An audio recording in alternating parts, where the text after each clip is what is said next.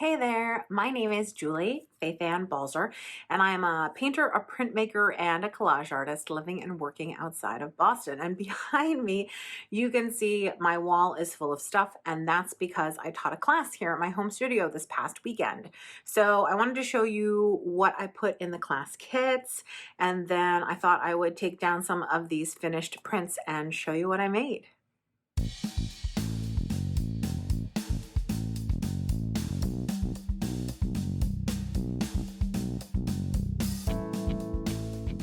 So these are the kits that each of the students are getting in class. They get a pen, they get 3 blocks of Speedy Carve, an archival ink pad in jet black, a pencil. This is like a box cutter. I don't know what else you call this. Some people call it like a snap-on knife. They get a see-through grid ruler. This is a clear stamping block. It just has the protective things on it so that, it doesn't get scratched up. I'm going to let each of them peel those. A white eraser. Plastic erasers are the best for erasing pencil lines, in my opinion.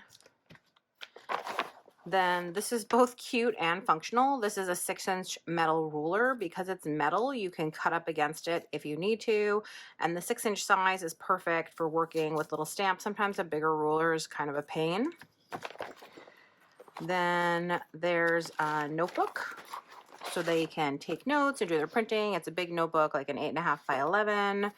And then there's a stencil inside. I made some custom stencils for them for some repeating shapes that are really useful for making pattern stamps.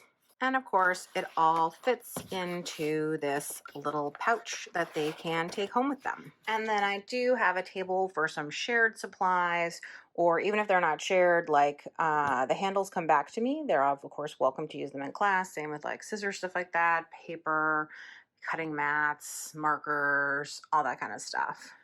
Okay, so one of my goals in this workshop was to show people how to design a better stamp. So this is a repeating stamp, and it's fine. There's nothing wrong with it, but it wasn't great.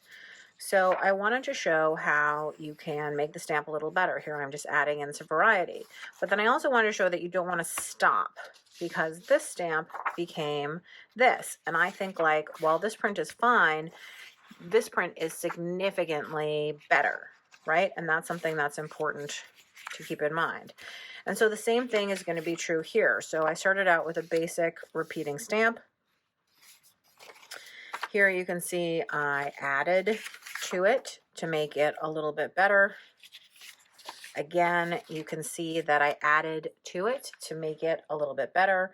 And then here I printed it differently, right? And again, I think, like, to me, this is more dynamic and interesting. Everybody gets to be different. You may prefer this one, but it's not just about the actual stamp. Sometimes it's about how you print it. So then in this next example, I was playing around with a stamp that could repeat in a couple different ways. And then I decided to show how even if a stamp repeats, you can use it playfully to create a pattern that's a little more interesting. These look like quilt squares to me, and this feels like more like dynamic art, kind of with a capital A, which is fun to be able to do that with your stamps. Then this is a rotating repeat stamp with an extra companion stamp, and you can see here that I printed it in 2 different ways. So this is sort of the regular way. This is in a way that's slightly more dynamic and interesting. And again, everybody can decide which one they like better. So students learned all of the technical aspects of the repeating stamps as well as different ideas about it. Here's one that has 3 versions. So some of this is based on spacing.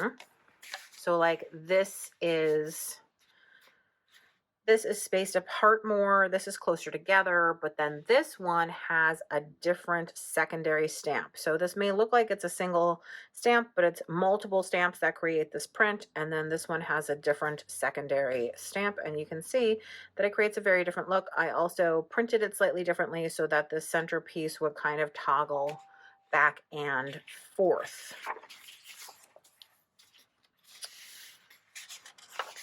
So this is a classic fan stamp. This was a fun design to carve. I don't know why I didn't try to carve a stamp like this before, but this is an alternate printing of it. And we talked a lot about what parts are dark and what parts are light and how that changes the print. Then this is a half hexie stamp printed. This is a triangle stamp printed. This is another kind of triangle stamp printed. But again, just giving people lots and lots of variations. So these are literally all stamps that I carved as demos this weekend. We had a lot of fun, used a lot of rubber, and learned a lot too. Thanks so much for watching. I hope you will give me a thumbs up, leave a comment, subscribe to my channel, and if you'd like to take a class with me, you can check everything out at juliebalzer.com. I do have an online class all about stamp carving. In fact, I have several online classes about stamp carving, including one about patterning, and I do have an in-studio, so come on down and see me class coming up in June. That's all about all the different golden paints and mediums. So I hope to see you there.